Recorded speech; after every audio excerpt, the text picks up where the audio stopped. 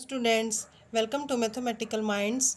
Today we will do exercise 4.3 class 10th and question number 5.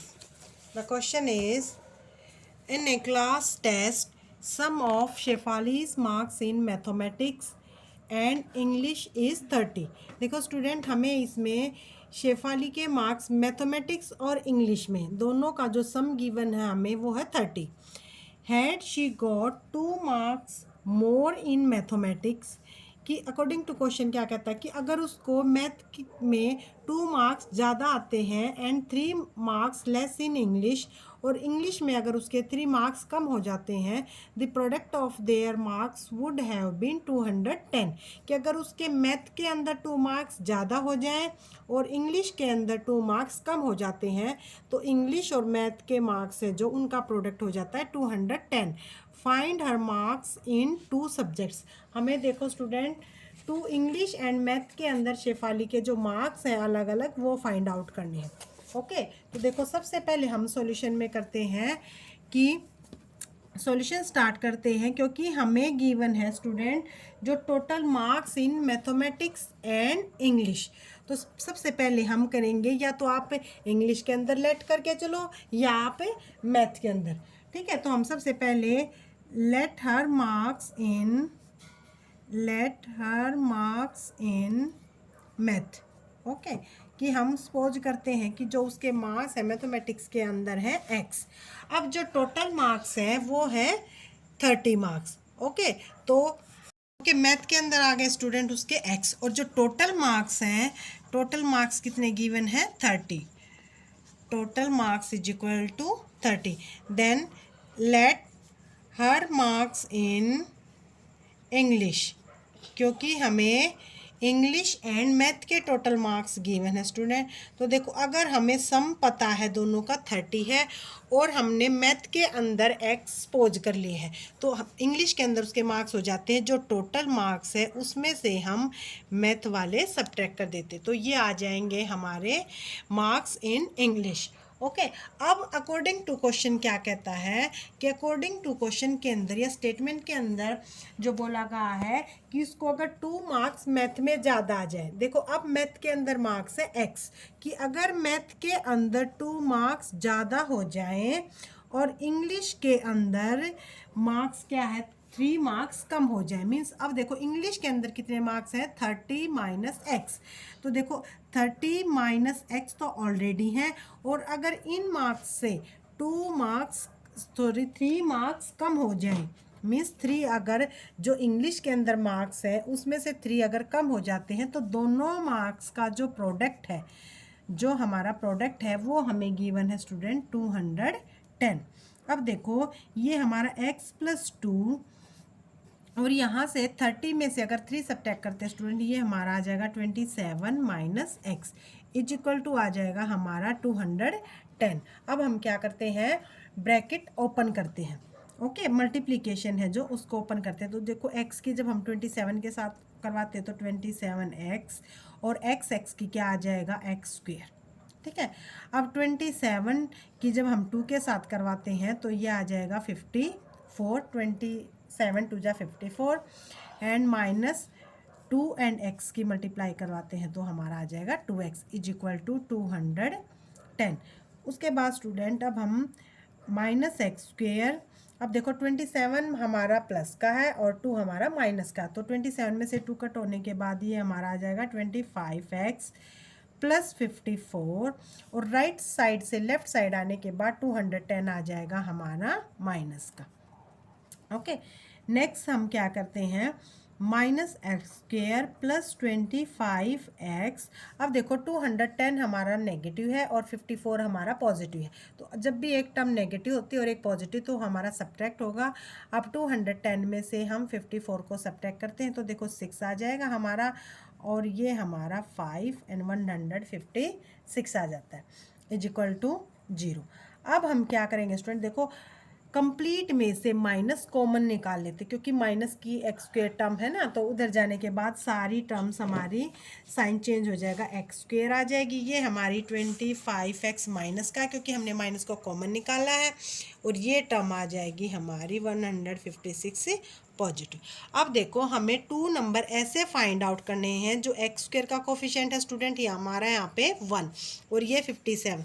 तो हमें 2 number ऐसे find out करने हैं जो प्रोडक्ट 156 बन जा 156 प्लस का हमारा आए प्रोडक्ट और सम आए हमारा माइनस का 25। जो एक्स का कोफिशिएंट होता है वो हमारा सम आता है।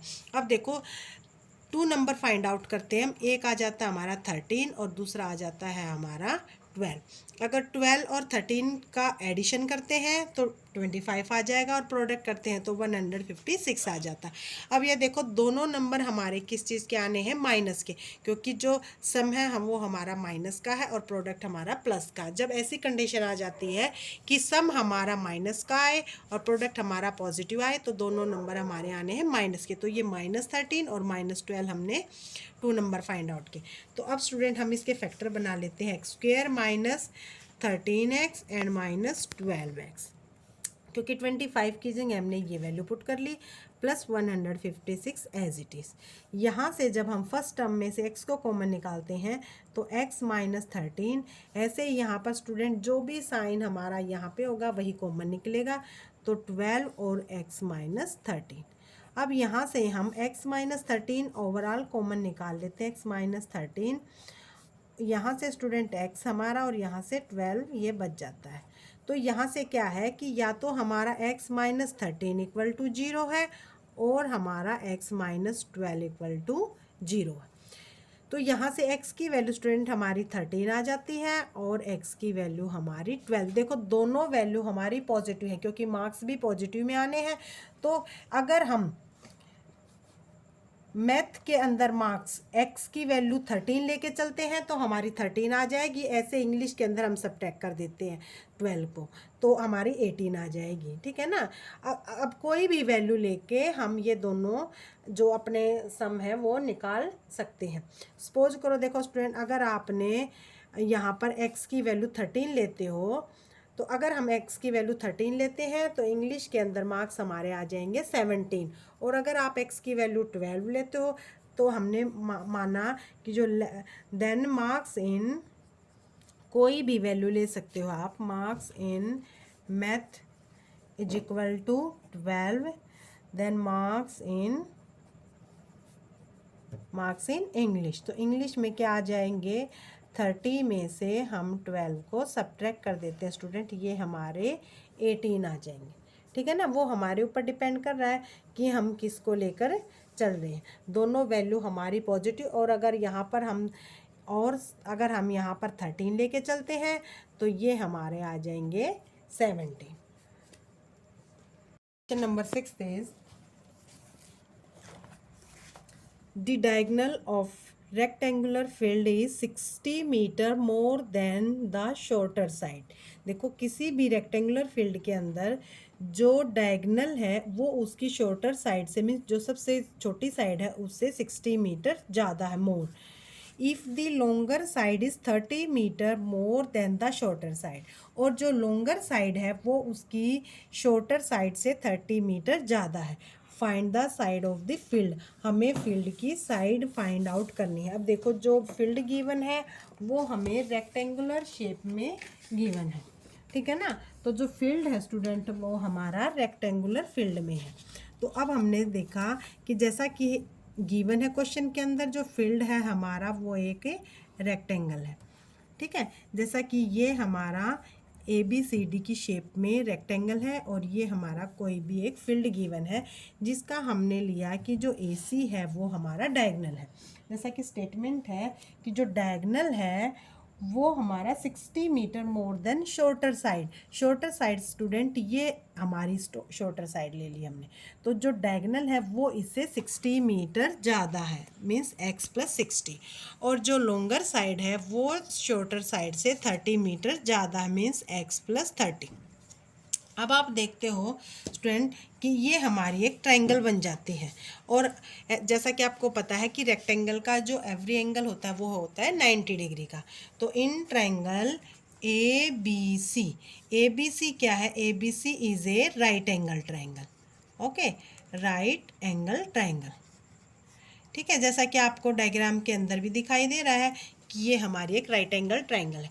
अब हम इसके ऊपर क्या करेंगे, पाइथागोरस थ्योरम अप्लाई करेंगे, ठीक है ना। पाइथागोरस थ्योरम अप्लाई करते हैं स्टूडेंट। क्या होता है पाइथागोरस थ्योरम के अंदर, कि बेस का square plus height square is equal to hypotenuse का स्क्वायर। तो देखो बेस का स्क्वायर यहाँ पे हो जाएगा हमारा A B square plus B C square is equal to A C square. ये क्या कहती है, अकॉर्डिंग टू पाइथागोरस थ्योरम।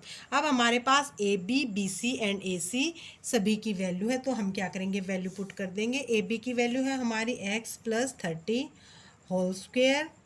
अब बी सी की वैल्यू है स्टूडेंट एक्स, तो एक्स स्क्वायर, एंड ए सी की वैल्यू है एक्स प्लस 60 होल स्क्वायर। अब यहाँ पर जैसा कि आपको दिखाई दे रहा है, हमें सिंपल आइडेंटिटी ओपन करनी है, A plus B whole square. Okay, A plus B whole square क्या होता है student, A square plus B square and plus 2ab। Okay, X square हमारा एज इट इज़ आ जाना है। ऐसे ही हम राइट साइड में भी A plus B whole square identity apply करेंगे, तो x square plus B square means 60 का square plus 2 into A B.